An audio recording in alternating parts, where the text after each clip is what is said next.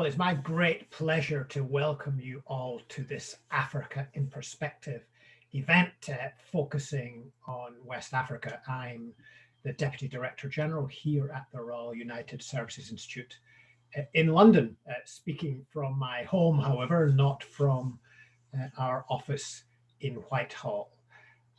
And here at RUSI, we've been focusing on issues of international peace and security for almost 200 years, founded in 1831. But I have to say that the events of the last year have been transformative, both to international security, but also to how we operate. How can we have imagined a year ago that we would all, whether in Africa or Asia, Europe or North America, be facing a common threat from this terrible pandemic and trying to work out how to address it together in the knowledge that we cannot address it effectively. Separately, we need to have an international effort.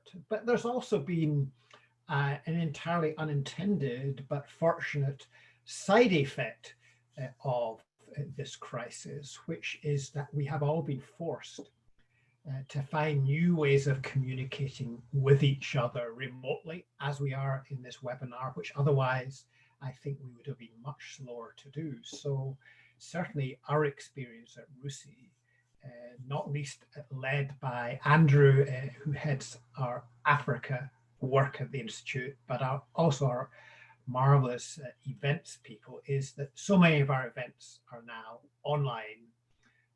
And that means we can have a much wider range of participation in our events than if they're in person. And this is a really good example of that, bringing people together from a range of African countries as well as more broadly internationally in our speakers, but also if you look at the list of participants for this event from all over the world, a really great example of how we're taking advantage of new technology to get a wide range of participation at a time when travel is very difficult indeed. So we are a London-based think tank here at RUSI, but we have a long-standing engagement with the African continent. We have an office of our own in Nairobi. I've had one for the last 6 years, doing a range of work there, focusing particularly on the threat from violent extremism. And we do a lot of work on various aspects of security as it relates to the African continent and its relationship with Europe, work on terrorism, on the threat of organized crime, particularly drug trafficking, wildlife trafficking, illegal fisheries. And we also increasingly are doing work on geopolitical issues as they pertain to Africa, as Africa becomes more engaged in geopolitical competition between major powers and indeed middle powers, a very important element of African security. And of course, our traditional focus on military issues is very much important, not least in the fast evolving situation in the Sahel, where a range of international actors as well as African military forces are engaged, including the UK, which has recently increased its commitment to the United Nations mission in Mali. And to talk about all these issues as they pertain to West African security, both trying to understand better what the security problems are in that area of the world, but also, importantly, how we can all address them together. We've put together a couple of really excellent panels of speakers to take us through those issues. And it's my great pleasure, therefore, to start this event and pass on to my colleague, Andrew Chi, who will introduce the event for you. Thank you very much indeed. Andrew, over to you.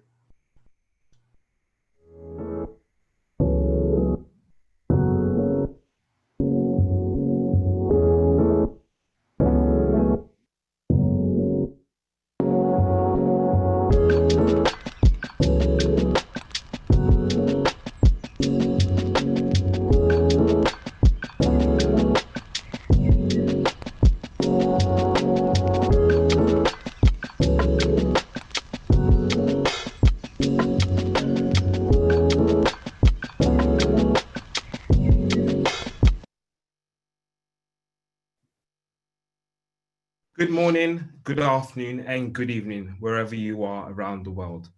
Let me start by welcoming you to today's African Perspective webinar, Spotlight on West Africa. My name is Dr. Andrew Chi, a Senior Fellow for African Security and the Obasanjo Fellow at RUSI.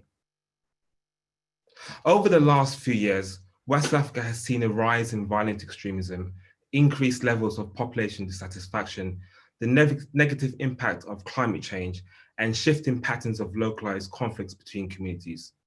While a variety of approaches have been adopted to counter rising insecurity, including peace building, counterterrorism, training in armies, and development initiatives, progress across the region has been insufficient. Violence and instability is now spreading and threatening coastal parts of West Africa. The developments in Mali highlight a growing concern over the state of play in West Africa and the wider region. With the upcoming elections in Burkina Faso, Ghana, Guinea, Ivory Coast, and Niger, there's a concern that regional tensions could be exacerbated. On this African Perspective webinar, I have the pleasure of opening up this session with His Excellency Goodluck Jonathan, former President of the Federal Republic of Nigeria from 2010 to 2015.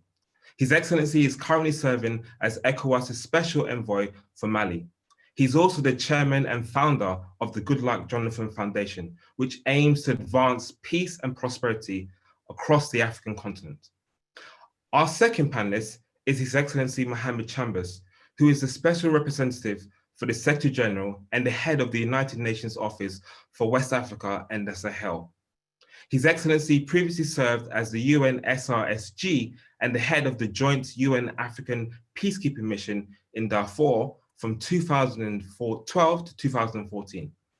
Our third panelist is Professor Fumi Olanisakin, who is the Vice President and Vice Principal International and Professor of Security, Leadership and Development at King's College London. Professor Fumi is a founding member of the African Leadership Center, which aims to build the next generation of African scholars. And our final speaker is Dr. Ade Akinola, who is a senior researcher at the Institute of Pan-African Thought and Conversation at the University of Johannesburg in South Africa. He is the co-author of the book, Boko Haram's Terrorism and the Nigerian State, and the author of Globalization, Democracy, and Oil Sector Reform in Nigeria. Our first session, Creating Sustainable Peace and Stability in the Sahel and the Lake Chad region, will explore how West Africa can achieve good governance, strong leadership, and promote peace across the region. So without further waiting, I'll open the floor to His Excellency, Dr. Goodluck Jonathan. Then I will go to His Excellency Mohammed Chambers, then to Professor Fumi, and then on to Dr. Akinola. So over to you, Your Excellency, Dr. Goodluck Jonathan. Thank you, the moderator, Your Excellencies, fellow panelists. I'm happy to join you in this webinar. Frankly speaking, when issues of stability in West Africa, and indeed the rest of Africa, has been discussed, I see that it's quite thought-provoking. Because all parts of the world have experienced crisis at one time or the other, either as a result of internal issues or perturbation caused by external factors. But to some extent, greater part of the world is now reasonably stable or relatively stable for proper economic development and growth. But then why is that in Africa, this crisis continue to endure? I'm happy that there are some researchers that will interrogate this. I think it's better for them to tell us than those of us who are politicians. But my thinking is that if you look at Africa, it's divided into 5 regions: the Northern Africa, the Western Africa, the Eastern Africa, Central Africa, and Southern Africa. Yes, we have crisis in all parts of Africa, but if you look at the countries in northern part of Africa, they are more relatively stable than compared to West Africa, Central Africa, East Africa. And you begin to ask why. What I can easily say is that the division of Africa into different countries, the partition of Africa into different states, is a bit artificial. It doesn't follow the national boundaries of putting people of identical attributes together to form a state. And you now countries that are very, very heterogeneous, complex countries with different interests now come together. And in all this, you see that if you take a typical African country, especially these parts that you have conflicts, you have tribes that are described as majority tribes, you have tribes that are described as minority tribes. So the minority tribes versus the majority tribes are always in conflict. There's always suspicion. There's always tension between the two. And even countries that have 2 or more majority tribes, there's always unhealthy rivalry among the people. So you now see a situation where people are not really loyal or patriotic to the state, but rather they look at themselves as belonging to these sub-ethnic groups or their kingdoms. Let me refer to 2 statements made by our leaders in the past. Before independence, in 1946, we have 2 leaders that have made statements that are quite significant. The Prime Minister then, Tafawa Balewa, in 1948, made a statement that the unity of Nigeria, for example, is just created by the British. Obafemi Awolowo, who is the leader of the Western region then, one of the top leaders in 1947, made a statement that what you call a Nigerian, like every person's, Nigeria, I'm a Ghanaian, I'm an Englishman, friends, and so on, that what you call a Nigerian doesn't really exist. It's just an appellation to describe those who are living in the area defined as Nigeria and those who are living outside the area defined as Nigeria.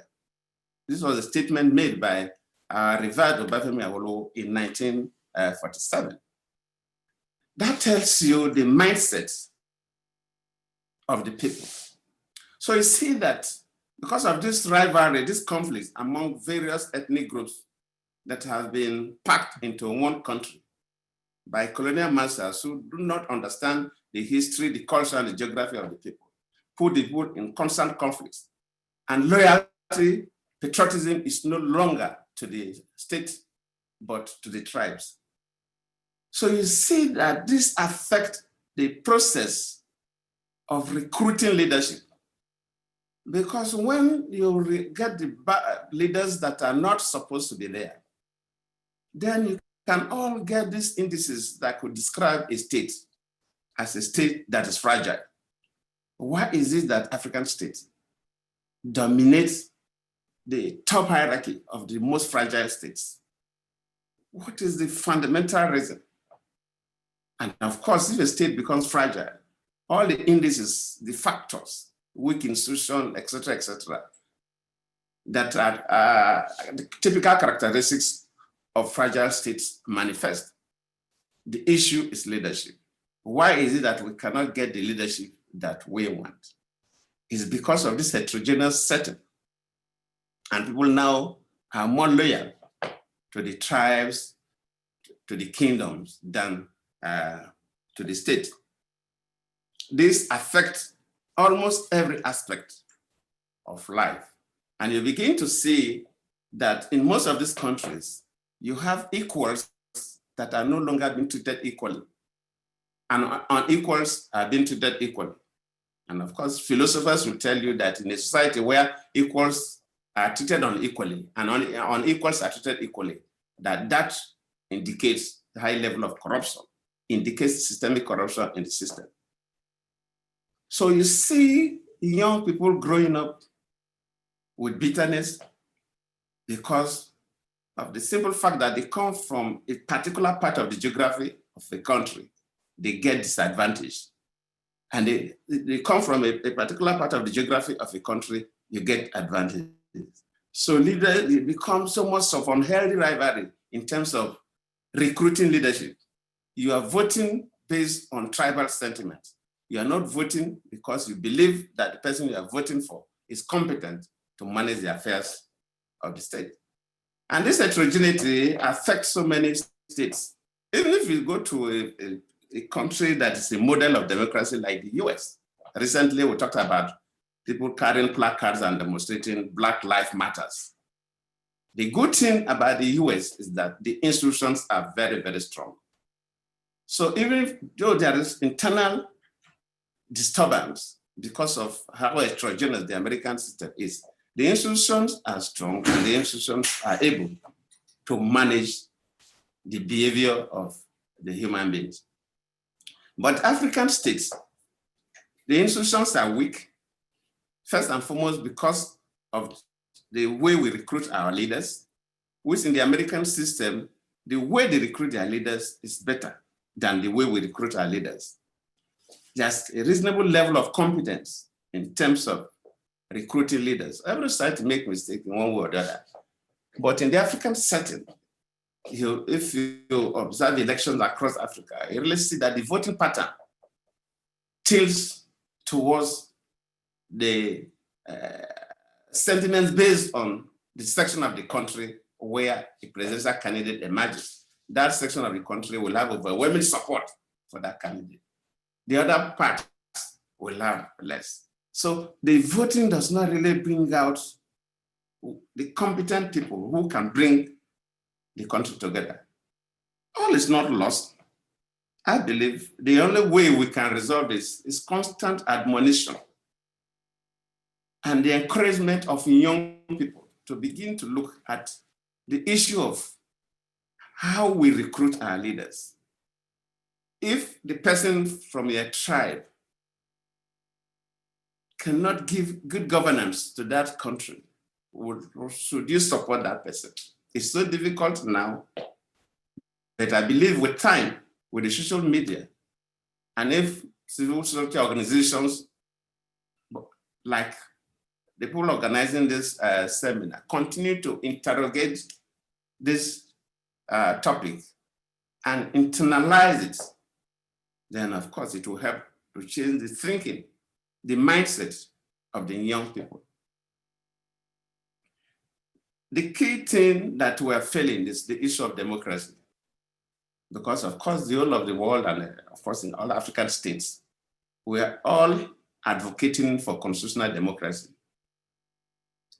But if you look at the pattern of behavior of the various states and our leaders, you can see as if democracy is still not understood by us clearly. The culture of democracy has not really been internalized in the African states. So it looks more like an artificial form of government defined to fit into the setting in other parts of the globe and not very suitable for some parts of Africa. Yes, some countries are trying their best. Countries like Ghana, they are trying their best. Even Southern Africa that gave majority rule recently is trying in terms of institutionalizing democracy. But most other countries really see that there is no difference between the democracy has been practiced outside and the kind of traditional governments we had within our kingdoms, and emirates. So I believe with time, people will begin to understand. But the key thing is leadership recruitment. All advices that one can talk about what lead to states that could be described as a fragile state, the issue of weak governance, the issue of corruptions, the issue of instability, all these manifest because of the kind of leadership we have. So how do we recruit leaders in Africa? And of course, just like I said, I'm summarizing because there's no time. Our loyalty or patriotism to our individual ethnic groups, our kingdoms, override the collective interests of the state. And under that setting, we cannot recruit good leaders. And this is the bane, this is the main factor that is still haunting African states till today. I thank you for giving me the opportunity to raise this. Further, I give more explanations as the questions may come up. Thank you very much. Thank you very much, Your Excellency. And I will hand the floor to His Excellency Mohammed Chambers. Thank you very much for this opportunity to participate in today's webinar. And I would like to express my appreciation to His Excellency President Goodluck Jonathan, to his foundation, the Goodluck Jonathan Foundation, and the Royal United Services Institute for organizing this webinar on a topic that is very pertinent for our times. I will address a number of issues that have been posed. First and foremost is the situation in Mali, and on that particular question, to say how pleased we are that we have in President Goodluck Jonathan, the ECOWAS mediator, leading this process to work with the Malian stakeholders to return the country to democratic dispensation.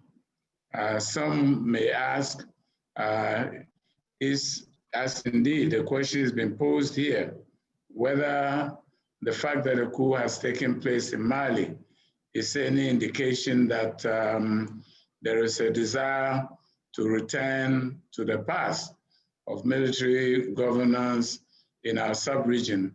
And for me, the answer is an emphatic no. Indeed, most of the population adhere to democratic governance, and the recent Afrobarometer polls that have been done in a number of West African regions show a very high number of, a high percentage of the population expressing a preference for democratic governance, including, in fact, in Mali, where 80% and more, slightly over 80% of the population opt for democratic governance over other forms of governance, including military rule. So there's no question that even in Mali, in spite of what we have seen recently, that there is a strong urge to continue on the path of consolidating democratic governance rather than a return to the past of military rule. Now, we are having this discussion against a background of multiplicity of challenges, layer of challenges, of course, against the background of COVID, which is probably even why we are having this mode of video conference. Otherwise, I know that His Excellency, President Jonathan would have been very happy to welcome all of us in Abuja to have a physical discussion. But COVID is still a reality in the region and has caused tremendous dislocations and challenges, economic, social, of course, health. It has exposed the weaknesses of our health systems disrupted trade, and it is a phenomenon which many of our countries are still struggling to overcome. It has pushed many of the economies to recession. So that is one of the major challenges that we have to deal with going forward. It has also impacted electoral cycles. In a number of countries, elections will be held, and I'll come to that later. But what we have seen is that the pandemic disrupted the calendars in a number of these countries where elections were to be held.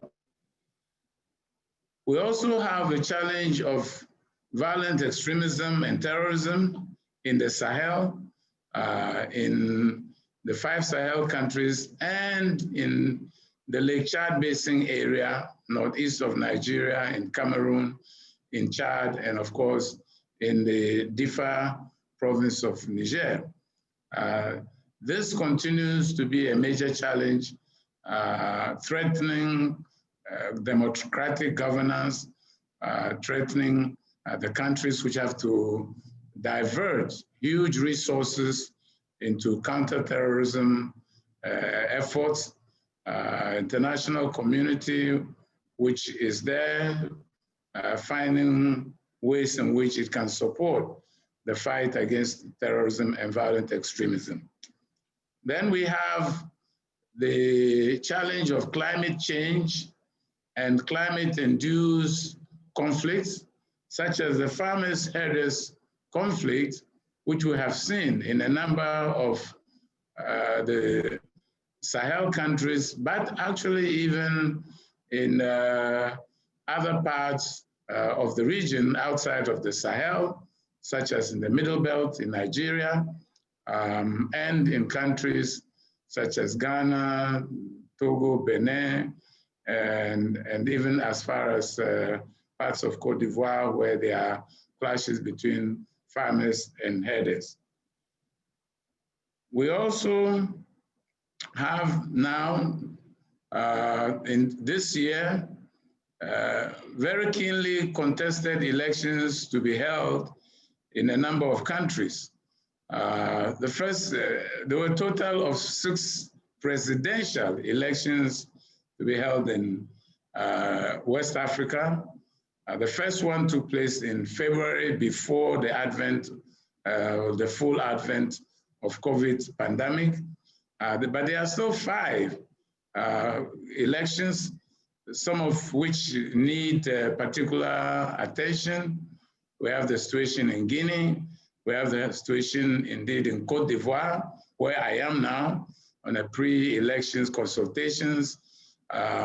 So there are challenges there, and we have to all work together, international community, supporting local authorities, governments, institutions, and political actors and civil society to ensure that these elections are conducted in a manner that they don't trigger additional conflict to add to already the different challenges that we have in the region. So a key message that I have been delivering in my visits in the countries which are preparing for elections is to remind them about the multiple challenges the region are already facing, and to make every effort to have peaceful, inclusive, credible, transparent elections whose results will be accepted by all, so that we avoid adding political crisis to the multiplicity of challenges we already face. Regarding the role of the UN in this context, first and foremost, the UN has responded through a number of initiatives, one being one of prevention. I recall that when Secretary General Guterres was first appointed to his position, elected, and he was asked at his first press conference what would be his strategy in leading the UN. He said prevention, prevention, prevention, which is to say that there cannot be enough prevention. We must do everything in the whole context to prevent outbreak of conflict, to prevent deepening of conflict, and to ensure that we are alert to challenges. We must engage in early warning analysis. These early warning analysis should not be kept in our shelves. We must share them widely so that all stakeholders are aware of risk in any one situation, and also are aware of things that have to be avoided in order not to deepen crisis, things that have to be avoided not to make a particular situation even worse off than it is. Second strategy has been one of sustaining peace. The Sustaining Peace initiative is targeted at countries where the peace is still fragile. So how do we work with these countries so that they do not relapse into conflict? Whether it is in Gambia, just coming out of 22 years of autocratic rule into a young democracy, what do we do there, working with all the stakeholders to sustain that young democracy, that fragile peace? Or in Burkina Faso, in those days, when the Sustaining Peace Initiative was launched there, to work with Burkina Faso after a transition from 27 years of autocratic rule, be it under good cover of democratic elections, strongman rule, into multi-party democracy, and a new constitution. What do we do? Working with Burkina Faso under attack from violent extremists and terrorists to ensure that this new dispensation is fortified, is consolidated, and is the basis for building a new Burkina Faso where freedoms and liberties can be expanded. Then working to always put upfront human rights and rule of law, and to remind all that when we talk of human rights and rule of law, it's about how people are treated, how the population is treated. The people must be treated with dignity and respect. The people must be allowed their freedoms guaranteed under their constitutions, and encouraged to participate in the running of their communities, their cities, their local governments, their states, the government of the country, without intimidation, without arbitrary arrest, without arrest for merely expressing their opinions. So these have been some of the perspectives that the UN has brought to the different countries. But regarding the Sahel in particular and the Lake Chad Basin area, there are some real challenges there, and the UN has some particular initiatives or strategies around which we are working. One of which is the UN Integrated Strategy for the Sahel and its support plan, the UNIS, which I actually preside over, in which we bring the entire UN system together to work as one, to seek to bring impact to the Sahel countries and the regions where we need to be working in a manner that there's effective coordination among all UN entities. And the Sahel Plan then is designed to fit into national strategies of the respective countries of the Sahel, so that the UN is bringing added value to national Sahel strategies, programs, projects designed by the countries themselves to address the challenges in the Sahel, particularly root causes of conflict, issues such as lack of government presence in Sahel, in remote areas, lack of basic social infrastructure, of water, health, schools, exclusion and marginalization of remote areas. We have to find ways to make people in these areas feel a part of their country and see that they can have dividends and benefits from being members or part of these Sahel countries.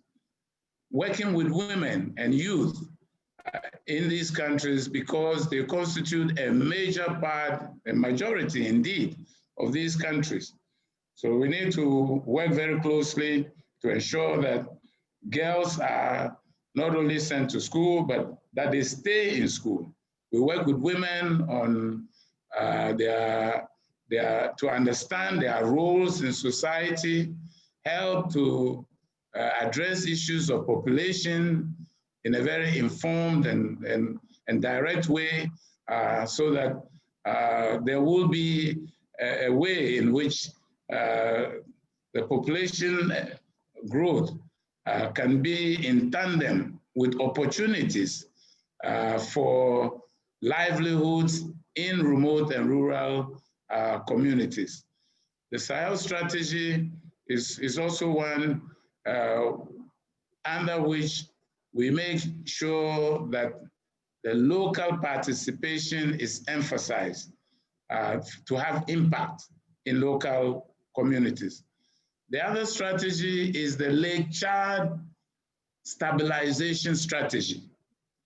This is designed working closely with the Lake Chad Basin Commission and the governors of the regions, the areas where Boko Haram is especially active. We need to involve these governors to bring on board local communities so that they identify what the needs are, so that we address these needs.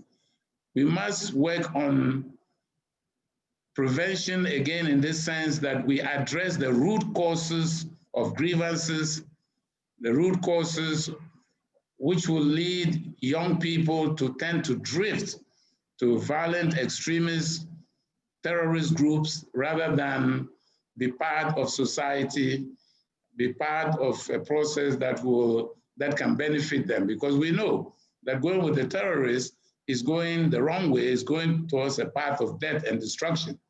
But the youth join. So we need to interrogate and find out what are the root causes driving them to listen more to the rhetoric, to the false religion of terrorists and violent extremist preachers, rather than to their own local authorities. These are the challenges that have to be addressed.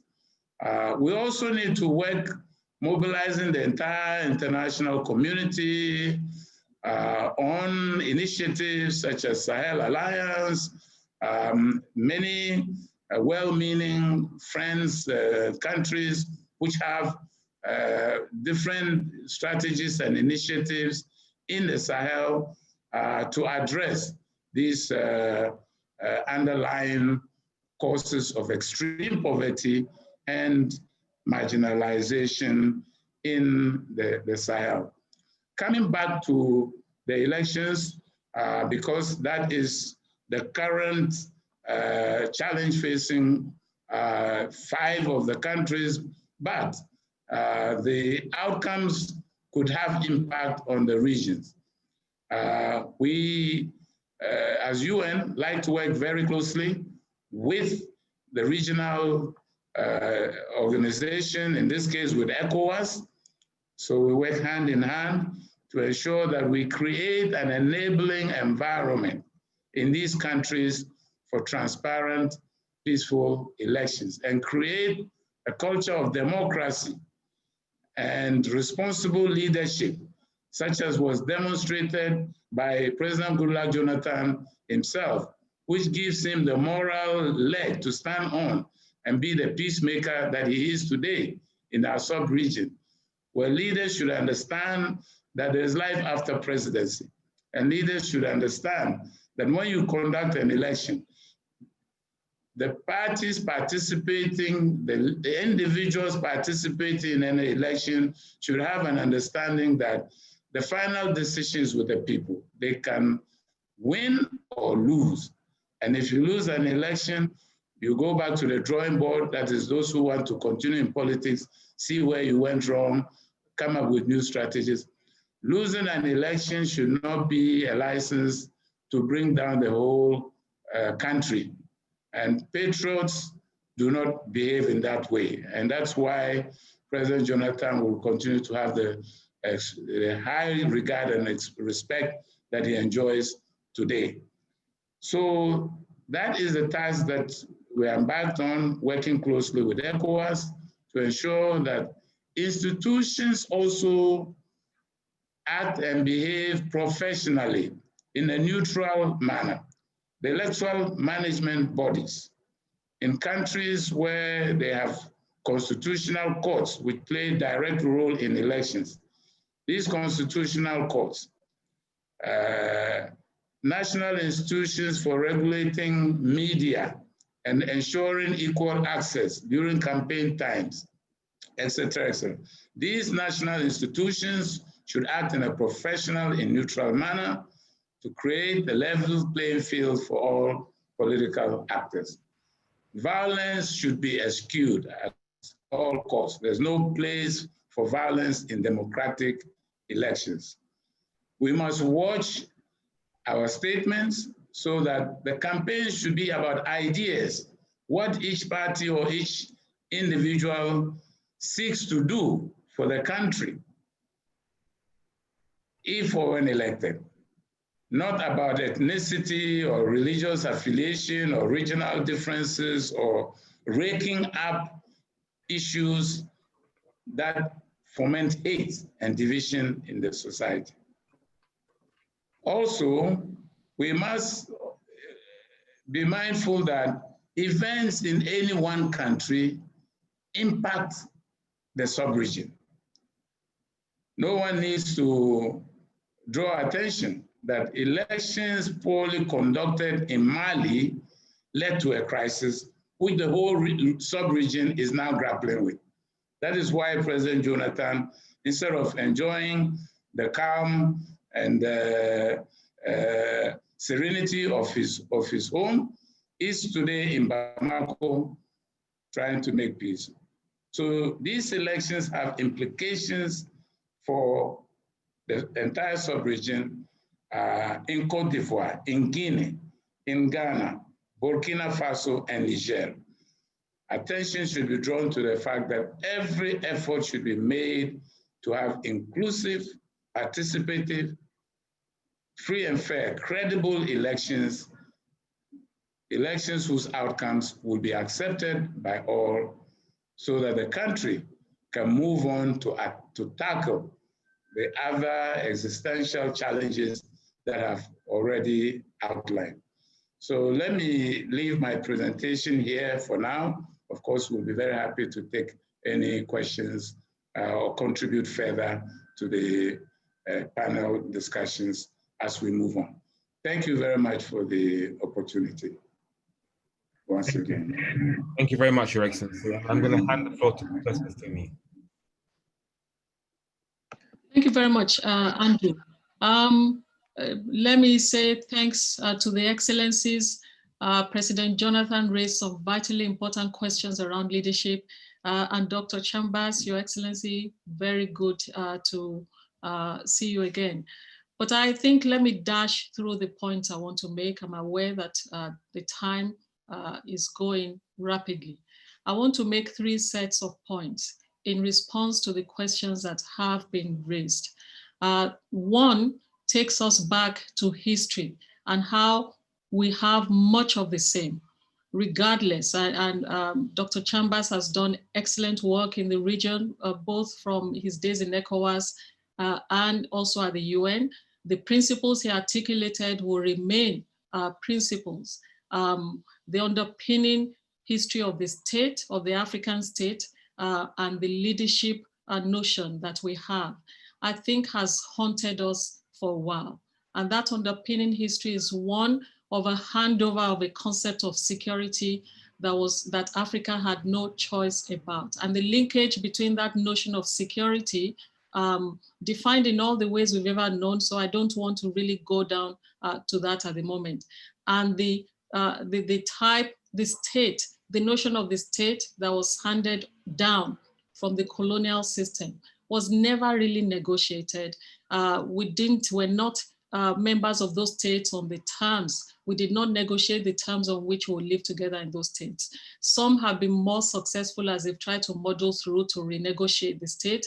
Others have been less successful. And so the point about lack of loyalty to the states has at its core a very flawed approach to security thinking and to leadership practice, and in fact, leadership conceptualizing. If we leave that at that, so it's to say the security institutions that were inherited by African countries were not adapted to the places where people were living and trying to respond to a colonial order in which they now want to live as independent, dominions. Therefore, let me move to my second point.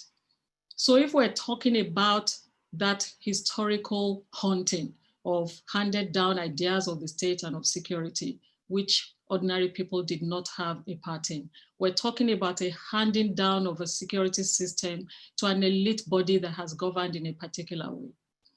Therefore, if you think about what stands today, what we see in the Sahel, by the way, what we see in Mali and all of those things that have been explained, all of those factors have been explained by Dr. Chambers, are part and parcel of a similar pattern that obtains in the rest of the continent. So you can look at this as a difference in degree and not in substance, all right? It's in the Sahel, you begin to see the same challenges of a lack of a common vision of security. And it hasn't been common for a very long time. So people who historically respond to their security and existential threats through porosity of borders because they can move around are being restricted in particular ways, all right? They're not part of a process of negotiating a state or a set of states that work for them. You therefore see two different systems of security and two different systems, visions of security. One that supports an elite pattern. It's so systemic in the approach to leadership and to elite building, because we think of leadership as individuals at the top of vertical hierarchies and in terms of individual successes and not the collective. That shows through in all of the security arrangements that we have. So it's no wonder we have a people-driven system of security in which groups of people who share mutuality, that's a leadership concept, by the way, who have a mutual sense of the existential threats they face, who share those experiences and those needs, will pursue it with whichever actor is able to respond to those existential threats. But we also see an elite-driven system which is not made of just African elite, but European, and if you like, American institutions and systems that have intervened in those spaces, which I dare say the UN also supports because of the power hierarchy in the global order. So we have superimposed arrangements that were not originally negotiated with people, and no wonder we have a security dilemma. Or I choose to call it a peace building dilemma. Sustaining peace is not going to achieve what we want it to achieve in the area of prevention unless we revisit those notions of security and the idea of leadership itself. And so the leadership offers a channel of mediating all of this if we're about to do two things. That's a conception of leadership itself that returns to a people-focused arrangement in which a process of responding to our common situation of leaders and those who they govern or proclaim to lead, rethink their common vision of security and have common security arrangements. It cannot be elite pursuing externally driven agendas that happen to suit them, by the way, in opposition to people who feel threatened differently. And when we had the human security and human development discourse, this is what it was supposed to be about. So the occasional election periods begin to provide the spaces in which people contest, but we still see a contestation that is driven by individual pursuit of success and security by the elite. So the notions that people would want to live well and live long, which actually in its simplest form is a definition of the security for many Africans. But if the notion of living well for the elite poses existential threat for the notion of living well for millions and millions of ordinary Africans, it's no wonder that what we impose on them gets reversed very quickly into all sorts of security arrangements that lead to the extreme violence that we see.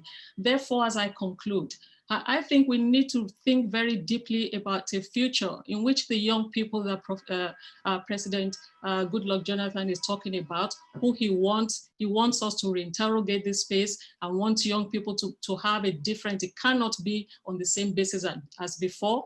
It must be on a basis that we are renegotiating the African state based on new visions of collective security for the people, and that leadership, and he talks about the making of leaders, how we choose our leaders. It cannot be individual leaders. There's no way in the world where a society exists on the vision of individual leaders or groups of individual leaders. It has to be based on a followership's desire or a sense of purpose of their future destiny. And the 21st century world and this COVID period makes it doubly important, essential, that we rethink that and think of a security system that works for the continent of Africa. And it's about going back to the drawing board to renegotiate the African state. We will keep coming back in cycles. And that's what the peace building dilemma is, that we return to the same place every 10 years to make peace again. In my time at the UN, it's what happened. Working with Dr. Chambers in ECOWAS, that's what we've done over and over again. So there will be more Malis. It may not be in the form of coup, it will be in form of really difficult contestations. And we need to stop this thing of recycling the same templates and the same approaches that take us on a road to nowhere. And the UN has to really rethink this sustaining peace agenda beyond the kinds of templates we have offered. It is obvious it's not going to work unless a society deems something relevant to what they truly want. Thank you, I'll stop there. Thank you very much, Professor Fumi. And lastly, Dr. Okinola. Thank you very much for the opportunity you've given unto me to be on this event today. And I want to appreciate the presentation of the two excellencies, and that's of Professor Fumi Olanishakin. Let me start by saying this. I'm actually taking a political economy approach to responding to the theme of this program.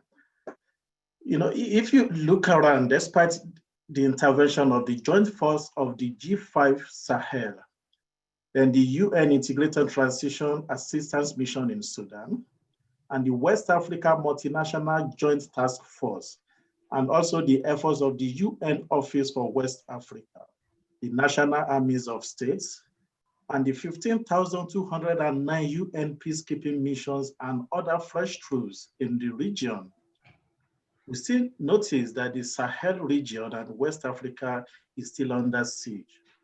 From the Boko Haram terrorism in Nigeria to the pastoral conflicts in Chad and terrorism with links to Al-Qaeda in Mali, the region is actually sitting on a time bomb.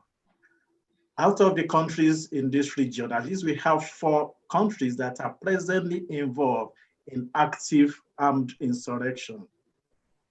Indeed, the West African population and the Sahel region are actually angry. You can see anger on the faces of the mass of the people. And I recall that the former president of South Africa, President Thabo Mbeki, shocked the entire global health community when he noted that the crisis and the challenge of HIV/AIDS is not health-related, it's not biological, but it has to do with abject poverty. So the battle they are facing is not the battle of biological talking about genes, it's actually battle to subdue poverty. At the root of the proliferation of armed insurrections and other conflicts in West Africa and the Sahel is structural violence, inequality, abject divide between the haves and the have-not.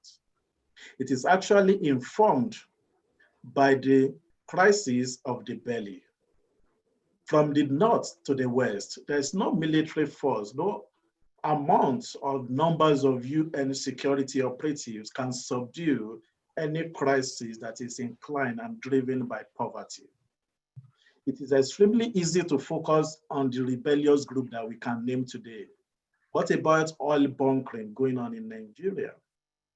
What about illicit intercommunal clashes also? What about xenophobia violence? So it's not just about arms against the state. We have all kinds of violent conflicts in this region. A call for peace in northern Nigeria, for example, where Boko Haram continue to threaten the territorial integrity of the state, and also in Mali, where the insurgent group and even the military have shown their hostility to national leadership, is a concern and is actually responsive and effective governance. The first point, my first address is to the regional multilateral body, particularly the ECOWAS and our global partners, in producing legitimate leaders. It's not just about conducting a free and fair election. The process of the electioneering itself must be free and fair. And that's why we have many illegitimate leaders climbing to the position of authority in many African countries. One would be surprised by the jubilation that occasioned the military coup in Mali. Why? Because the entire population was so disconnected with the government, and they showed their anger when they supported the military at the inception of the overthrow. So the stakeholders in West African peace architecture must continue to monitor Mali closely, because I'm not too comfortable when military elites are the one leading a transition to civilian administration, especially when they are holding position in such transition. A more vibrant and well-funded ECOWAS can be the rallying point for the peace in the region. We must also recall that, especially because of the complicity of COVID-19, that there is a new dilemma across the globe, both in the global north and even the advanced global south. States are becoming more nationalistic. They are facing their own problems. So I can envisage that less foreign aid and humanitarian assistance is expected, especially in this part of Africa. The Sahel should show more financial commitment, and even ECOWAS should show more financial commitment to the regional projects being led by His Excellency Professor Dr. Goodluck Jonathan and other stakeholders.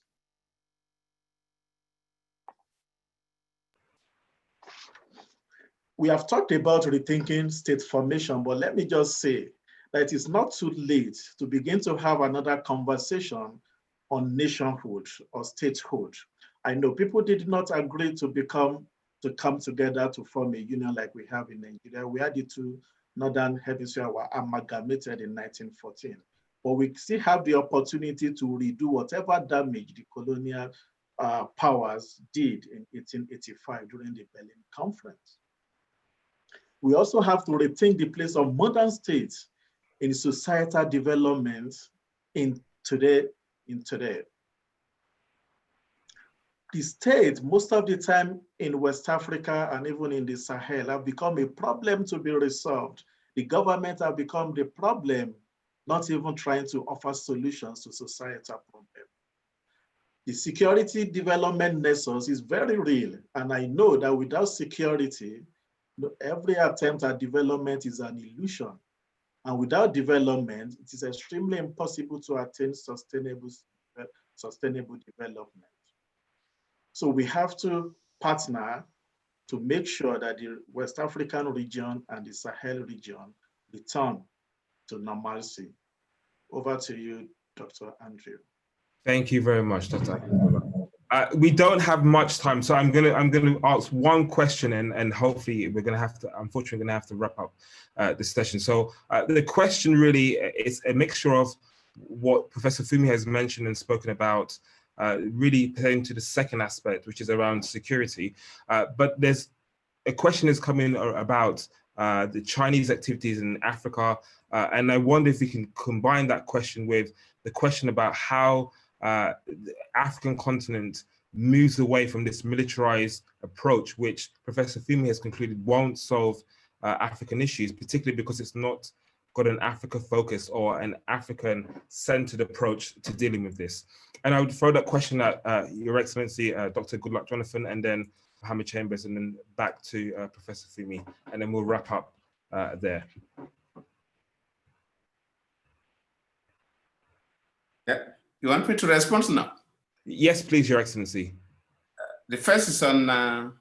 The question is pertaining to China's activities in Africa, but also around European and European and American-led security approaches in Africa, and how that is impacting on the African state, not just West Africa, but the wider African state, as Professor Fumi has alluded to in her remarks.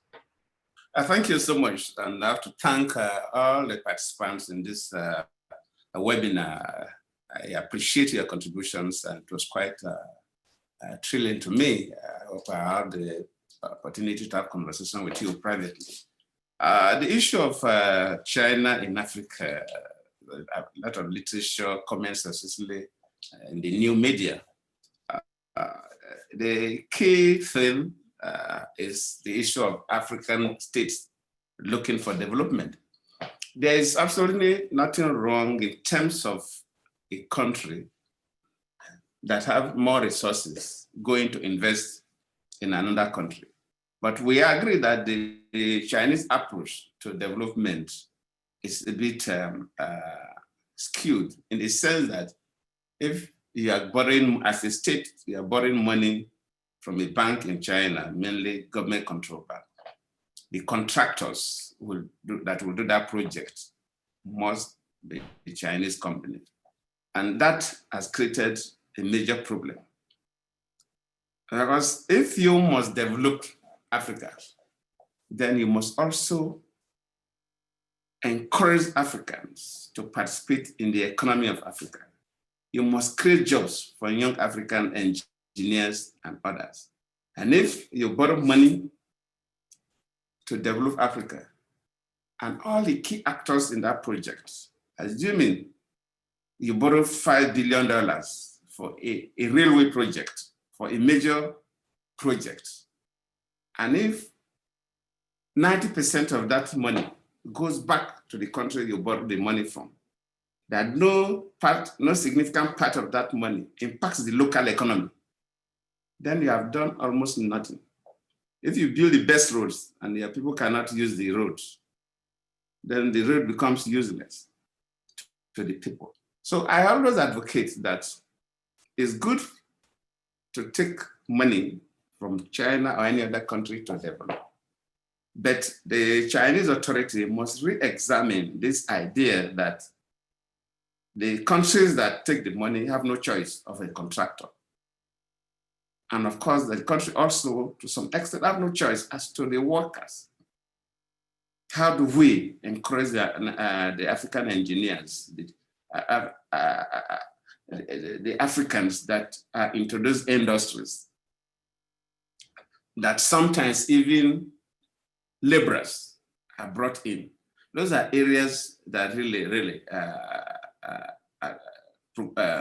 create some kind of concern to African leaders. Well, I still believe that it's not a question of, so okay, Africa should do away with China, but it's a question of renegotiating these loans and make sure that these loans impact positively on the continent, not just about the fiscal projects that they use the money for, but also how it impacts the economy of the people and how the empowerment processes that go on with that. In terms of using models from outside Africa to develop Africa, it's neither here nor there.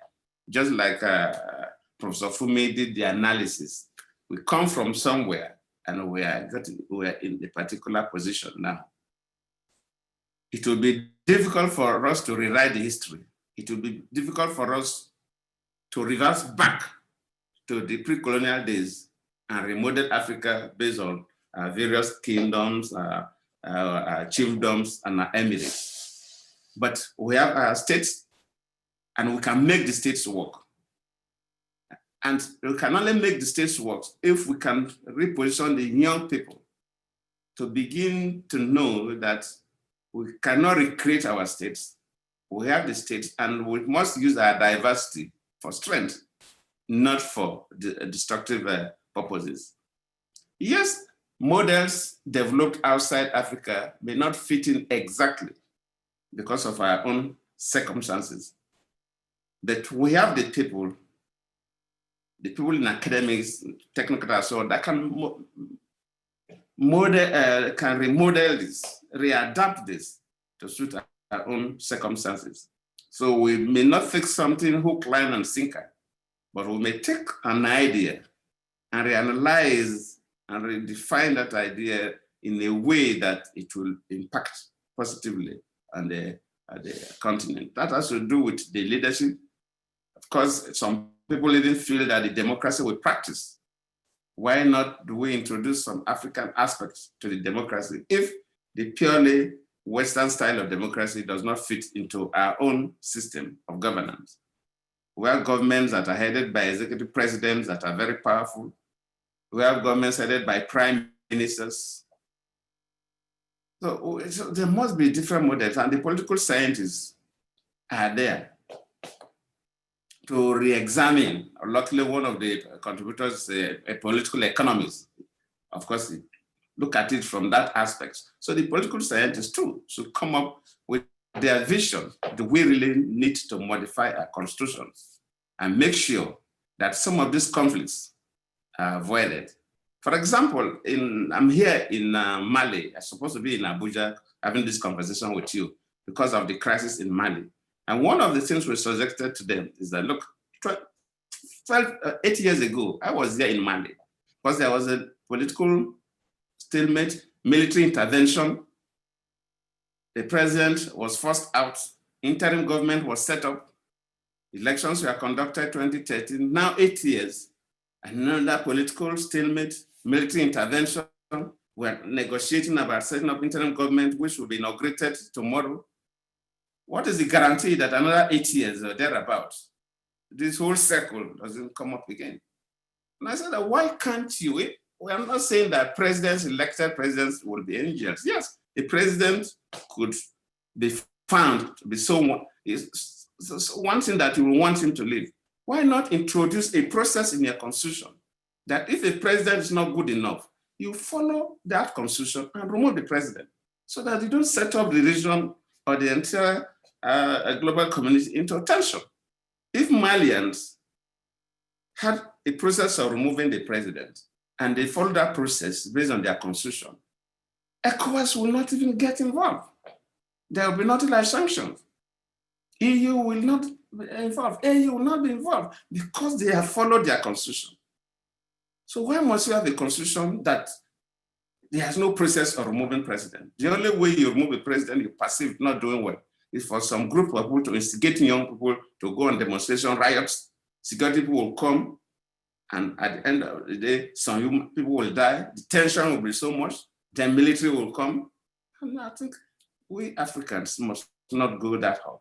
We should re-examine our constitution and make sure that the things that disturb us are properly built into the constitution. I was the president before. I was removed through electoral process, which is okay, nobody will riot. But if people just wake up and say president must be forced out, and it's set in an Africa where we have so much of ethnic interest in our governance system, people from that ethnic group will feel bad about that. And of course, there's tendency to react differently. So I believe the political scientists in Africa, the constitutional lawyers and others could also come up with models of governance, especially how we manage our presidents or prime ministers and so on and so forth, to make sure that these crises are reduced. Yes, we talked about conflicts. The conflicts should be there if the leadership cannot maintain certain standards and confront the issues properly. But if we are able to recruit leaders that we believe can handle some of this, yes, conflict will still be there, but still it will not take the dimensions that is taken in most of our states. So like as I said, the process of leadership recruitment is critical.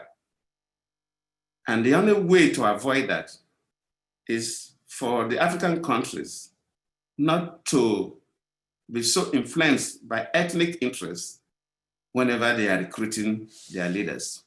Thank you. Thank you very much, Your Excellency. And I'm going to head to His Excellency, Dr. Mohammed Chambers, for concluding thoughts, and then we'll leave it there. Yes, so on the issue of the military approach in addressing the security challenges, be it in the Sahel or Lake Chad Basin or other parts of it is evident that military approaches alone are not sufficient. They cannot and have not solved these types of problems in the past. And that is why we advocate an integrated approach. We need to look at the different dimensions of the crisis. Of course, the security dimension, which requires a counter-terrorist approach. When communities are attacked, they need to be defended. You need to find a way to go after the bad guys. There's no question about that.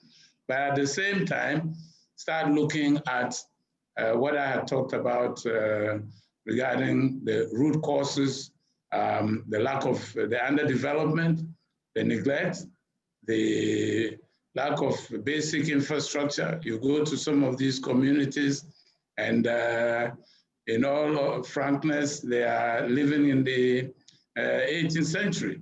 If you see the type of housing and people, you know, they use shrubs to build their accommodations. There are no roads to many of these remote communities, not to talk of schools, health clinics, water, basic infrastructure is lacking. These have to be addressed. There are genuine humanitarian problems. So the humanitarian development and governance aspects of the challenges need to be addressed. Many of these communities, the only contact they have with the state is either through police or gendarmes, or maybe somebody there to collect tax. So we need to change the perception of the state, even within the population. State must be there, interacting with them in a participatory way to identify what their needs are, and together with them, finding ways that these lack of basic facilities and development opportunities can be addressed. If this is not done, you leave a groundswell of grievances, which then the terrorist groups hop on to recruit and to continue to engage in the destruction and the killings that we witness. So in short, military approaches, whether they are national or and foreign by themselves, are not the answer. we need to have an integrated approach which deals with the security aspect, but also the humanitarian, the development, and the governance. Governance in a way that we can address many of the shortcomings that have been identified by colleague panelists, Fumi and Ade and others. Regarding the first question about China, I think His Excellency has sufficiently dealt with it. We ourselves in West Africa and Africa in general, we must be clear about what our national development strategies are. What are we seeking to achieve? And then what role do we preserve for national actors, whether it's private sector, our own business communities, you know, our own technical persons, what strategies do we have for training the professional and technical class that we need to undertake many of the major complex projects. Then in that perspective, also look at the gaps between the haves and the have-nots, between the urban and rural communities. Then what is the role of partners? Not to categorize them into different groups, partners in general. What are they bringing, or what do we expect them to bring to bring to the table, and how does that fit in with our own national interests and our national priorities that we have defined? If you don't do that, then any partner that comes will come on its own terms, and that is what sometimes we are fighting against, where the aid is tied, either tied to buying from my country or tied to working with my contractor. You know, it's something we have lived with for a long time. The Chinese are new, and that's why sometimes the debate turns around them. But tied aid has been there for a long time, but that's sometimes also because we ourselves have not defined our priorities properly. We need to begin to do that. And when we do, then we know the terms and conditions under which different partners will be brought on board. Thank you. Brilliant. Thank you very much, Your Excellency. We must bring this session to a close because we have another session, and I know that both Excellencies have other events and other meetings to attend. So I want to take the time to just thank His Excellency Dr. Goodluck Jonathan, His Excellency Mohammed Chambers, Professor Fumi Olasankin, and Dr. Adio Akinola. We'll take a short break and then we'll be back with the second session.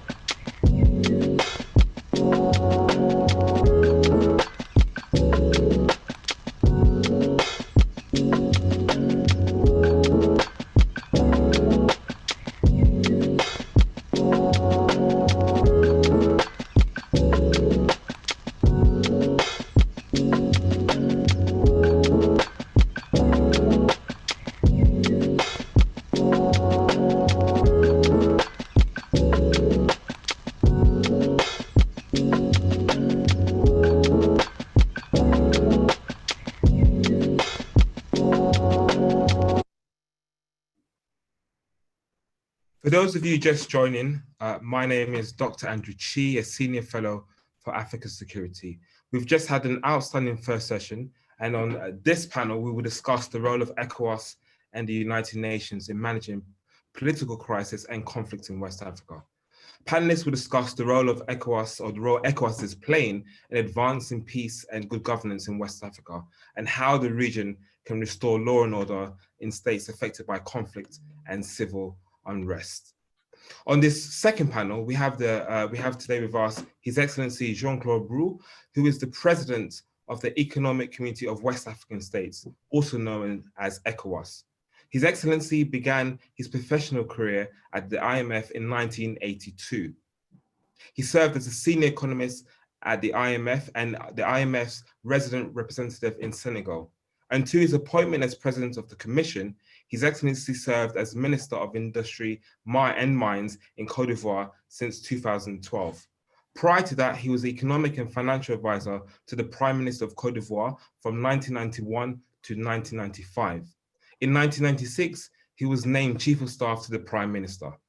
Our second speaker is Dr. Akinola Olojo, who is a senior researcher with the Complex Threats in Africa program at the Institute for Security Studies. And our fourth and final speaker is Dr. Linda Akuyedakwa, who is a senior researcher, or research fellow, and currently serves as a coordinator at the Training for Peace program.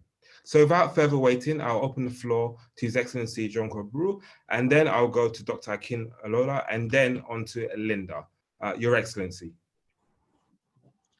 Thank you very much. Can you hear me? Yes, we can. Okay, thank you very much. I would like to thank all the fellow webinar. I'm very pleased to participate at this session. And I would like to take this opportunity to thank the Good Luck Foundation for inviting us to participate and be here. We are both in Mali right now because of the situation in Mali. So I really appreciate the presence of President Goodluck. Thanks also the Royal United Institute. Of course, it's a very important topic because we are right in the middle of it. The region has been facing recently some tremendous pressure, particularly not only on the security side. I listened to the previous session, the security situation in the Sahel, but also this has to some extent led to some strong instabilities in some of the countries, and anything that happened in one country today, as we see in Mali, of course, has an impact in the region. I think how does ECOWAS as try to deal with these changes that we are really seeing? I think we can say that the focus has been made in the case of ECOWAS on prevention. I will say that prevention has been the #1 objective because it is important for us and this is the case in all the countries, to identify very early when we see potential risk of tension and that could lead to some violent conflict. So through our mechanism of the early warning, we try to detect situation of potential risk that can come. And once we detect that, we try to put immediately our preventive mechanism. Just to a short, very quick history. You know, ECOWAS was created in 1975, essentially with a very strong economic focus. It was to generate a regional economic cooperation just after the world crisis, the economic crisis, financial crisis of the early 70s. And then as the region went along, when we started witnessing in the early 90s some very severe crisis, violent crisis in Liberia, in Sierra Leone in particular, also in Guinea-Bissau, the head of state decided to review a little bit the overall mandate of the region. And then in 1993, we had a revised treaty that really integrated the regional stability, political stability, and regional security in the mandate of the Economic Community of West African States. Because they recognize that if we did not have political stability, we do not have peace, that will prevent any program for economic and social development. And anything that happened in this area, in one of the countries, as we saw in the case of the three countries I mentioned, immediately spill over to other countries. So it was added in 1993 in the revised treaty, and then of course we developed the whole corpus of legal framework for us to be involved not only now on economic and but also on political and security, regional security. So once we identify potential situation in one country, we move with prevention. This is really our most important and effective way of approaching situation. It is sometimes not seen because it is done through what we call the quiet diplomacy, the preventive diplomacy, the use of bonds office, a special envoy, and so on, that work well ahead of time. And we've done that in many countries. I think the situation, we saw that in Gambia when the situation started in 2016 after the election that were contested by the incumbent president. I think there was strong diplomatic action to prevent an escalation of the situation for it to become violent, to become the violence crisis. We saw that also in Togo. In Togo in 2018, so 2017, 2018, when the situation started to deteriorate, the people wanted some major changes in the whole governance structure, the political governance in the country. I think ECOWAS put immediately a group of mediators. Two head of state were selected to really mediate. And this brought to some major changes in the constitution. We had the constitutional reform, we had the electoral law reform, we have the reform of the constitutional court, and so on, to try to appease this tension and prevent the situation to really move in a more dramatic way. One of the key findings that we have in this situation is that most crises that we have seen start practically, I will say, most of the time during election time. Anytime we're having election, we know that we will have high risk. And all the country I have indicated, the crisis in Gambia in 2016, it was the election. In the Togo, it was at the time of the parliamentary and the presidential election. In Guinea-Bissau in 2012, we'll come back to that, that was really election. So election for us is a key moment. And that's why when when a country is having an election, particularly presidential election, we try to move very, very early. We sent a fact-finding mission to really look at the whole system, address the issues, speak with all stakeholders, and try to identify what are the changes that need to be made to prevent the situation. And then, of course, even before we send observer, when the fact-finding mission identify problems, then we try to deal with that. We try to see how we can help best reinforce the national dialogue, because what we have learned also is that when the confidence is very low between stakeholders, then we are getting to a real issue. So once we identify, for example, that the confidence is very low between the stakeholder and the key institution in charge of the election, then for us this means that really there is a very high risk, and we need to really intervene very, very strongly. So the prevention, of course, as I said, is critical because it is less costly. Once we have a crisis, the crisis has erupted, as we've seen in the case of Guinea-Bissau. It is costly because then we have to move into the next step. We have to really sometimes bring a peace operation. We just closed the peace operation in Guinea-Bissau last week, but that was a peace that was there since 2012. So it's been 8 years. So keeping a military force and police force in a country for 8 years cost a lot of resources, the resources that we could have used to support economic and social development at the regional level. So if we do more in preventive action, then we reduce the chance of moving into an escalation with that will lead to peace support operation. So prevention, again, as we will always insist on that, particularly during election time. In Mali, where we are now, we all know that the situation that we are facing today was ignited by election which were not well managed, just created this crisis, even if we know that there were really profound underlying causes, but the election ignited the situation. So election for us is something that we always need to watch very closely. Now, of course, we have some peace operation that we have deployed in some of the countries, because when the situation gets to the point that not only you have very low confidence, you have very high risk of security, you have potential conflict between various groups, then we need to deploy a peace operation, as we did in Guinea-Bissau, I said in 2012, we did in Gambia in 2017. We still have people, force in Gambia, almost 1,000 people that are stationed there.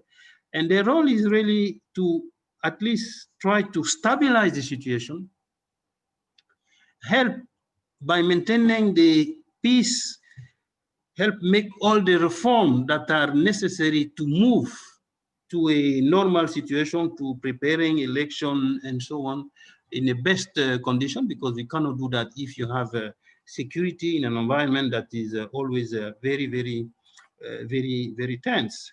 So they have a role of stabilizing, helping normalizing the situation. They also have the role of restoring confidence between stakeholders so that they can address some of the key issues and move into toward the normalization of the situation. And of course, those peace operation they go through a very, very complex process in order for a decision, because it's a very important activity. But whether it is in prevention, in peace support operation, it's important to also indicate that we work and do it very closely with our key partners. We have a lot of partners, but we have two key ones that are critical and that with whom we work very closely: the African Union and the United Nations. You know us. I was listening to Dr. Chambers. We've done a lot of preventive mission together, you know, in countries where we feel that the situation really is necessary. So our peace operation also have another role that is important, because what we have found is that countries where we have deployed those peace support operations, security want to really try to maintain and stabilize the country, there is always the need for what we call the security reform system. That the security apparatus need to be reformed. They have to be trained in a sense that we have to help them move into what should be a Republican security force that will serve the nation, avoid ethnic priorities, and serve the country along the democratic values and democratic principle. So the security, the peace operation that we deploy also in the country have also this role by interacting very closely with the local force, because we always insist their role is not to stay there forever. They are there only temporarily to help stabilize, normalize, help to return to the normal situation and create the condition for a sustained normalization. So this is something which we insist a lot. And I was, as I said, in Guinea-Bissau for the departure and the closing down of our peace operation there. And we're very pleased for what has been done by the peace operation in Guinea-Bissau. Now, one of the things we need to insist, and we've seen that again in Mali, is that whether we deploy, whether we do, of course, prevention, whether we do peace operation, it is critical to address the root causes of the political instability that we see sometimes in some of our countries.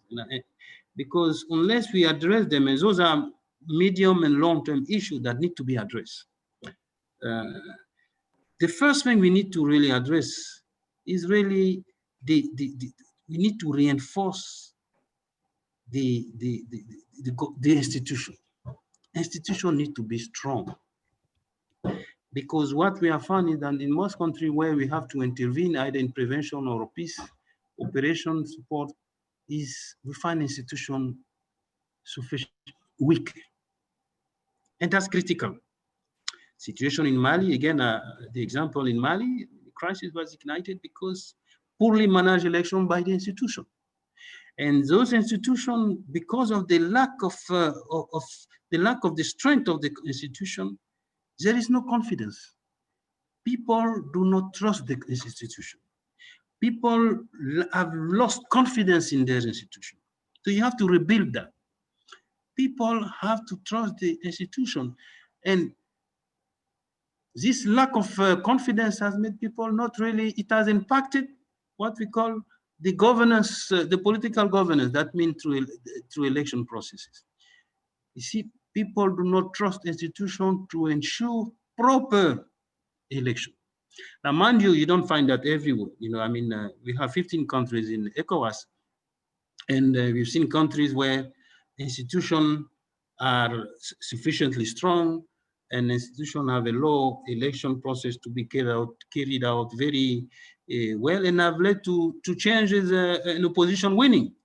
I mean, I've seen in Senegal in 2012, in Sierra Leone in 2018, in Ghana, in Liberia, we have seen cases where institutions have allowed changes to happen democratically, and then has reinforced their institution. But we need to reinforce that. That's really critical. Second thing, we need to reinforce electoral processes. Processes need to be making sure that they are really fair, transparent, and credible. And when we say that, it should not be only saying, it has to be a reality. And it is only that will make people accept the result, whatever are the result. And I think those are really critical. Those are what we mean by really the democratic governance. In many countries, we need to continue to work hard on that to ensure that we have really true democratic governance, because it goes hand in hand with political stability, and it goes hand in hand with development. We can't have medium and long-term development if we do not have a true, real, and concrete democratic governance. I must intrude because of the time. Okay, sorry. All right. If possible, we'll come back to you. If you just give your third, no, but just give your third point if you don't mind, and then we'll. Well, okay. Right. Just we have a context we need to take also into account. I mean, the Sahel today is really seriously affected by security challenges. And I think I want to dwell on that. Everybody knows that. It is closely linked to the situation in Libya, starting in 2012. So this is something of course we need to take into account. We need to address it, and this is what we're trying to do in ECOWAS, to try to address it regionally. You can't address it in each country because anything that happened, we see here in Mali, anything that happened in security here in Mali, a country of the Sahel, just impact immediately all, not only the other Sahelian countries, but also even countries which are not from the Sahel. So I think this is key.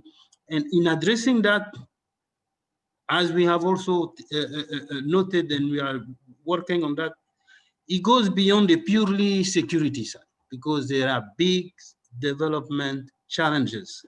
And unless you address that, it will be very difficult to stop the instability linked to security. But I will stop here, and if there are questions, I will develop that. Thank you very much, Lexi. There's lots of questions, so let me go to Dr. Akinola, and then I'll then to Linda.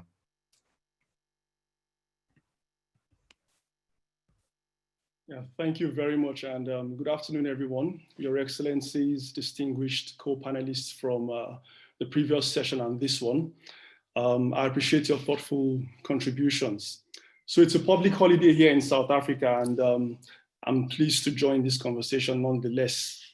I've been given 5 minutes very strictly, and I'll try to just focus on one aspect of this panel's discussion, which is on the Lake Chad Basin in the specific context of violent extremism. Over the last 10 years, countries in the Lake Chad Basin have experienced so much in terms of violent extremism. And in response to this, affected states and regional organizations have reacted in a number of ways. Whether or not their responses have been effective depends on the evidence of what is currently happening on the ground. Now, if we take, for example, the fatalities in the affected countries like Chad, Nigeria, Cameroon, Niger, most of the time, the media cites figures in the range of 30,000, 35,000 dead. However, in reality, we arguably have double that number, especially if you look at the humanitarian situation. So we're talking about about 60 to 70,000 fatalities, which in a sense is the capacity of the national stadium in Nigeria, in Abuja, for instance. So in other words, we have a size, the size of a stadium of dead people in the region. And this tells us a lot about the seriousness of the problem that we're dealing with. Now, one main question which we need to ask is, have we learned the lessons emerging from our responses to violent extremism? The previous speakers made reference to things like the use of force. There was something said about how that is inadequate and so on and so forth, all valid points. And in addressing this question I've raised, I'll try to just mention two lessons very quickly, which we're all familiar with. And the first one is how the struggle against violent extremism or terrorism cannot produce the outcomes we desire without sufficient engagement with local communities. Now, this is a point which we already know, but I'm not quite sure if we have actually learned this lesson properly over the last few years. To some extent, perhaps we can say that the multinational joint task force in the Lake Chad Basin has been able to work with local population. And here we have the civilian joint task force, which has also been very helpful in this regard. So in fact, since 2013, in places like Borno State in Nigeria, for instance, we've seen that one of the reasons why groups like Boko Haram were pushed out of the capital city, Maiduguri, in Borno State, is partly because of the collaboration between the multinational joint task force, the military, and the civilian joint task force. But only to some extent have we seen this progress. So we know that aspects of this lesson of civil military engagement has been successful. But on the other hand, the military has also over the years been accused of human rights violations, and not only in Nigeria, in Cameroon as well, in Chad. And therefore, this also means that the lesson about disengagement is still a work in progress. So in trying to sustain or to even gain the trust of communities, there's still a lot of work that needs to be done. Now, the second important lesson, and this applies not only to the Lake Chad Basin countries, but also to countries in the Sahel like Mali. And Mali has been mentioned in different ways. To some extent to countries in East Africa and especially Somalia in the Horn of Africa. Now, the lesson is the campaign against violent extremism must go beyond the use of force. It's been said again and again. We are not going to win this campaign if it is anchored solely on military might. Now, just like the first lesson I mentioned, we're familiar with this lesson, and the crisis we're dealing with is a multidimensional one. We all know this. And by implication, it requires multiple levels of management. Now, I won't go into too many details. Maybe when we get to the Q&A, we might have time to just flag them very briefly. Interestingly, if we look at what is happening across West Africa, beyond the Lake Chad Basin, all these are happening at a time, these conflicts are happening at a time when the UN Secretary General recently made a call for a global ceasefire of conflicts, in light of the ongoing pandemic. And the objective of the UN, in this regard is not only to create corridors of, for life-saving aid into affected countries, but also to open windows for diplomacy and dialogue. And these are the words of the Secretary General himself, to open windows for diplomacy and dialogue between combatants and also those who are affected in the conflict zones. If we observe the evidence on the ground, we see that the various violent extremist groups are not backing down.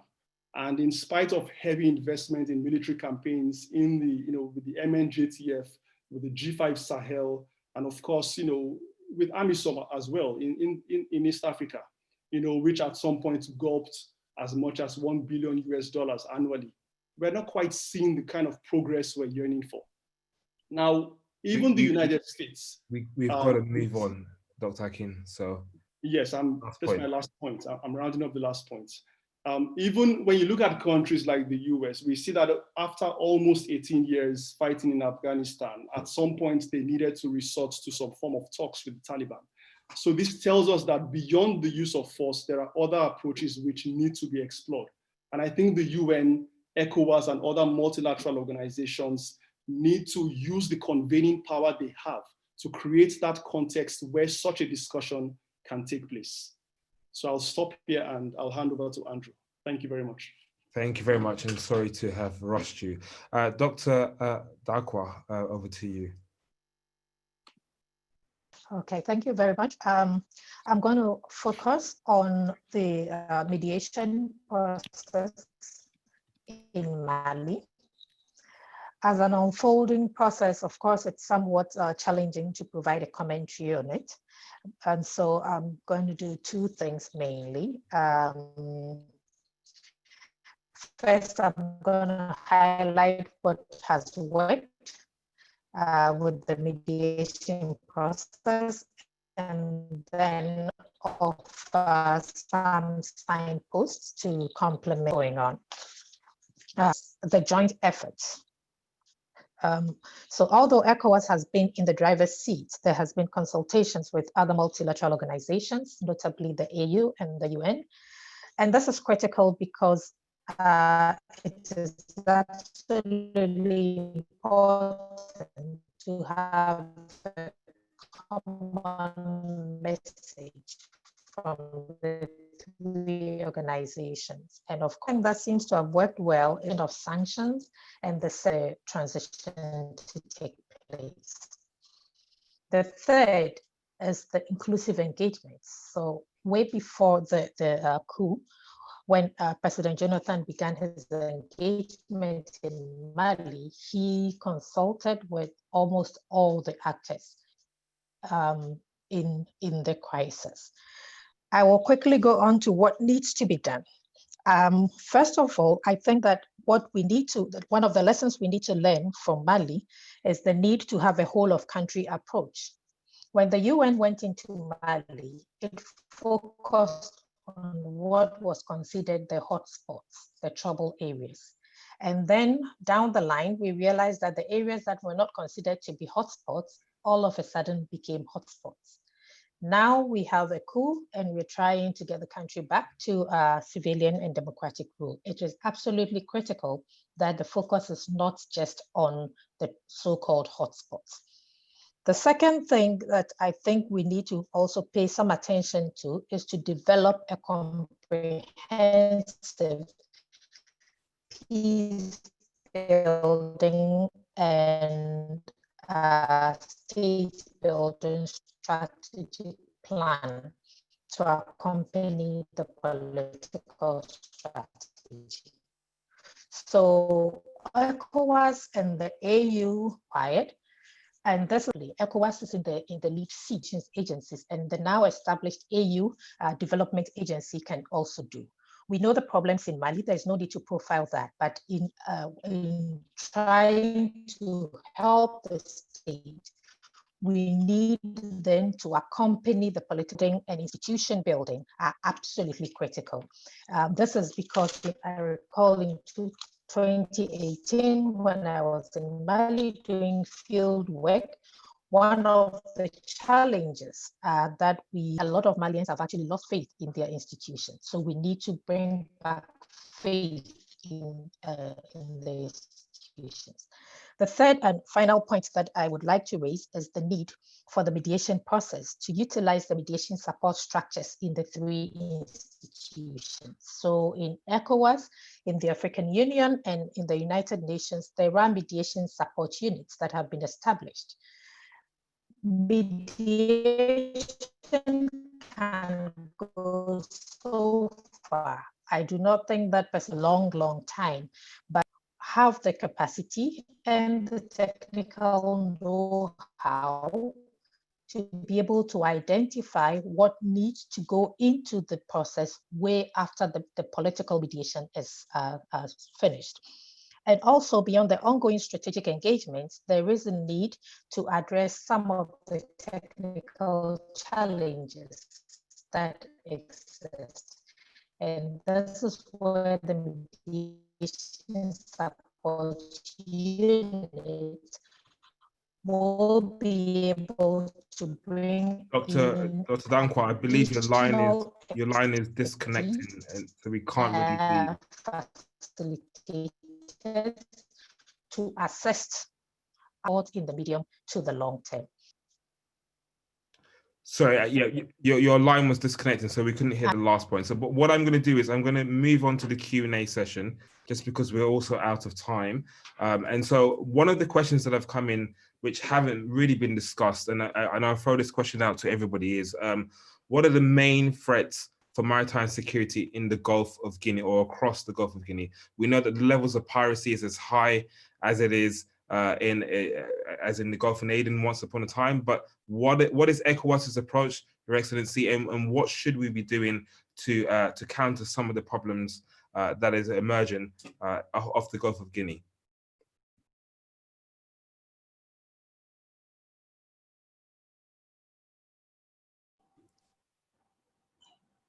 Yeah, okay. Yeah, 2 or 3 points on this issue. Maritime security is becoming of a concern, sometimes overshadowed by the crisis in the Sahel because of the level of casualties, in particular the number of attacks, the number of displaced persons that we have due to the terrorist activities, and so on. But we do not forget the fact that maritime security in the Gulf of Guinea is becoming an increasing concern. One of the things that we noticed and realized that it was critical to do is that we need to have a concerted and global approach to maritime security in the Gulf of Guinea, because the Gulf of Guinea span all the way through Central Africa. So the strategic way of addressing this issue is to have a global concerted approach to address this issue. And this is what was done in 2018 with an important meeting with all the countries, West and Central, because the Gulf of Guinea, as I say, span all the way to Central Africa. So at this meeting, specific decision through coordinated response to the fight against the Gulf of Guinea security issue were made with a joint institution set to lead the operation of this fight against security in the Gulf of Guinea. So this is an ongoing process. In fact, the main center is in Yaoundé in Cameroon, where we participate actively, ECOWAS and the ECAS regional body, and we hold a regular meeting to see what are the specific actions that we need to do, that we have to do to address the security issue in the Gulf of Guinea, the maritime issue. Thank you. Thank you very much. So the next question, and I'll pose that question to Linda, Dr. Linda and Dr. Akinola, which is, you've both mentioned this idea of the need to go beyond force, diplomacy, dialogue, building institutions and mediation support, and the other array of things. But I guess the question that is coming in here is really, how do we go beyond just the basics? How do we move beyond what you've mentioned to making it more practical and something that Africa or West Africa itself can see as a tangible steps to move not just the region, but the continent forward? And I'll go to Linda and then I'll go to Dr. Akinola. Okay, thank you very much. First of all, there are a number of civil society organizations working in Mali and working with Mali. And I think that a mapping may be useful because they are spread out, they do different things. Once we know what each group is doing, it would be easier to be able to work with them in those domains. The second point is that Mali is saturated with international actors. The challenge is that these actors are largely uncoordinated. So again, ECOWAS, using its legitimacy and sitting in the driver's seat, may want to use its platform to convene. And I believe that this was something that was done in Sierra Leone during the peace building process, where the UN at the time was the convener of a forum where everybody sort of shared what it was that they were doing. Because if the efforts are uncoordinated and unsequenced, we may not be able to optimize the opportunities that are given. The third point is that we need to pay attention to the grassroots. We need to foster or re-foster coexistence. Malians have lived together for forever. So all of a sudden, the labeling that we hear coming out, herder-farmer conflict, for example, is something we need to interrogate. Yes, it is true that we've got challenges with climate change, but is it just that, or is this framing something that is convenient? We need to begin to interrogate those things, and we need to speak with the people on the ground. Of course, I don't expect ECOWAS to be able to do all of that, but if it will be able to harness what others are doing and use that in developing a comprehensive strategic plan for Mali, with Mali. Thank you very much. And over to you, Dr. Akinola. Thank you. I align my views with what Dr. Linda just said. She spoke very, quite sufficiently on the context of Mali, especially the point about how ECOWAS has the convening power, which is something which was also mentioned earlier, to create the environment whereby even CSOs and the whole of society approach can be, fostered. And if you listen very well, for those who followed, the speech of the military officers who took over, the government last month, there was one of the points that was made about, about how, they recognize the role of civil society. Now, whether or not that is, really going to be something they will follow through with is, it's yet to be seen. But then it was recognized. In the past, such a point was really never made by those who were involved in military coups. To shift their attention a little bit to what is happening in other parts of West Africa, such as the Lake Chad Basin countries. Now, beyond approaches which the multinational Joint Task Force has employed, there are also various aspects to this problem. you have the ideological component of this crisis. So that is one aspect which I think we are yet to sufficiently tackle. So in terms of having counter narratives, and the only way to go about this, or one of the ways, is to really consult community actors who are familiar with the essential doctrinal elements that are used or that are required to deconstruct the narratives which some of these groups are using. And so we're talking about, for instance, religious leaders or Islamic clerics in some cases, depending on the context. There is also, of course, the ever-present problem facing the criminal justice system. In the news just yesterday, we saw updates about convictions in Cameroon, those who were involved in extrajudicial killings. Now, this is a problem not only in Cameroon, but also has happened in Chad, it's happened in Nigeria and in other countries. Now, the criminal justice system has a very important role to play, and that's what it means. And strengthening this system is very key in any campaign against violent extremism. You have also the ever-present problem with governance gaps. It's always there. I think treating this with a sense of urgency is something which countries in the region need to really we need to take this very seriously. The private sector, if you look at the UN Security Council resolution 2396, for instance, it talks about a deeper engagement of the private sector. So it's not only a campaign involving the state or the military, but the private sector has a role to play. And it's not only about private military companies, no, it's about the private sector. For instance, in East Africa, you have what some call the Silicon Savannah, which really is about over 200 startups, about $1 billion US worth of investment there. And we see how they can contribute to technological solutions in terms of effective border management, and other solutions. So we need to involve all these various sectors of society. Brilliant. Thank you very much. Your Excellency, I'm going to give you the last word. We have about another minute, a minute and a half. Do you want to say any closing remarks before we end the session? Sorry, you're still muted. Thank you very much. Yes, I first want to really thank the colleague that have intervened for their contribution, the quality of the contribution. I think we are in the West Africa region, of course, in a phase that is a very delicate one. We are facing a shock, very important shock, the security shock, of course, the COVID shock, but it's affect all countries in Africa. But at the same time that we're having this shock that we need to address, we need to reinforce our institution.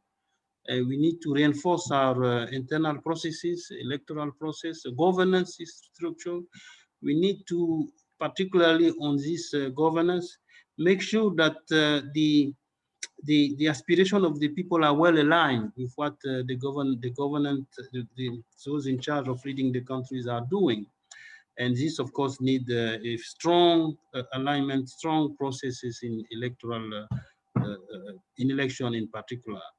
I think we have seen progress, as I indicated initially. We've seen, we are not in the 70s or 80s, even in the 90s. We have moved. Now democracy, democratic value is totally accepted, and there are principles that are being applied. But it's not quite perfect. We have to note that there are still shortcomings that need to be addressed and need to work. And it is only at this cost that we'll be able to have the necessary underlying factor to really have strong economic and social development. So this is what I would like to do. And to do that, everybody needs to be involved. So the inclusivity in the processes, in the dialogue, the national dialogue, and I'm glad in many countries you have national dialogue that are done regularly to see if everybody is in line with what are the challenges and the objective of the countries. I think it's important that everybody participate, because it is only at this cost that we can have peace to address the social and economic development challenges. Thank you. Thank you very much, Your Excellency. So, unfortunately, this brings us to the end of this session. And I would like to thank all of our speakers, and particularly the last panel as well, His Excellency Jean-Claude Brou, Dr. Akinola Olojo, and Dr. Linda Darko as well for their meaningful discussions today. We'll now hear a message from the Executive Director at the Good Luck Jonathan Foundation, who Rusi has been working with over the last few weeks to put on this event.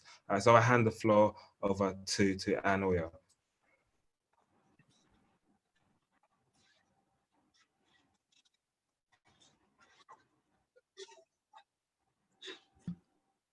Thank you, Andrew. Can you hear me now? Yes, we can, yes. Okay. I'd just like to say thank you on behalf of the Good Luck Jonathan Foundation and of course, the Rusty Institute for joining us at very short notice on this webinar. As a foundation, we are positioned to serve as a platform to champion positive social and economic progress in Africa by focusing on peace and stability and enterprise development. So in line with the foundation's vision of just and peaceful societies in Africa, we will regularly convene this sort of dialogue series to serve as an avenue for elevated intellectual conversations around key issues that affect us as Africans. And so, as mentioned by most of the panelists, leadership is at the core of the challenges that we face in the sub-region. And having the crop of panelists we have, what we had earlier on, was just a way of bringing their response, because the region's response will need to be tailored carefully to our own unique landscape. And who better to do it than the leaders we have in the region? So we brought a crop of the leaders we had to give us their own perspectives and also give us their own response on how to better handle these issues. And so programs and collaborations such as this one we've had with Rusty will help deepen conversations around promoting good governance that will effectively tackle the issues of insecurity, poor economic management, unemployment, poverty, and of course, the widening divisions in the polity. So thank you very much for joining us at this webinar. We hope that when next we call upon you, you would answer us.